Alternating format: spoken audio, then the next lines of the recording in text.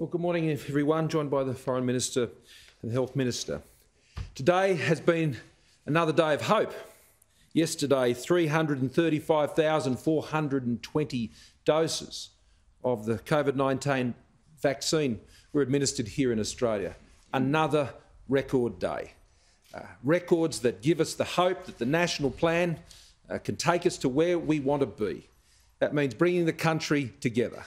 It means being able to join with other Australians as we go through the balance of this year. It means businesses having the confidence to be able to know that they can come through and that their financiers and their investors can have that same confidence, that people will be able to get those hours back and go back to work, that people can get on the bus again and on the tram again and go to work, that performers can get on the stage at live venues again, that people can gather in restaurants and they can do it not just for a couple of days or a couple of weeks, but know that that can be their life again going forward and we can have the certainty.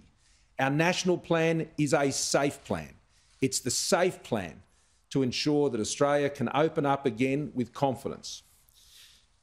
18 million people have now 18 million doses have now been administered in Australia.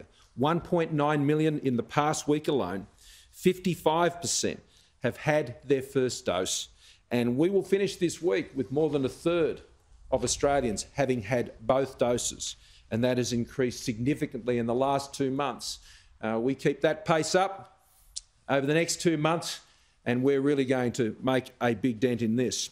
I want to make clear also, and I will do so after I've touched on the very important matters in Afghanistan. 12 to 15-year-olds in Australia will be vaccinated. And later today, the National Security Committee of Cabinet, which meets on COVID matters specifically, will be considering that plan coming forward from General Fruin, which is consistent with the interim advice we've received from ATAGI. We're expecting final advice from ATAGI very, very soon, and that will enable us to move forward with the vaccination of 12 to 15-year-olds.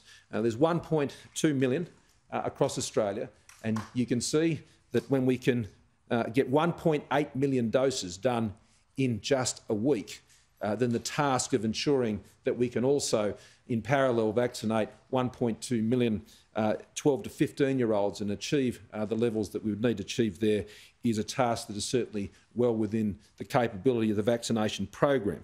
So it is a safe plan and we're proceeding with it. It's also pleasing to know that the South Australian home quarantine pilot is now underway in South Australia, and I want to thank Premier Marshall for the great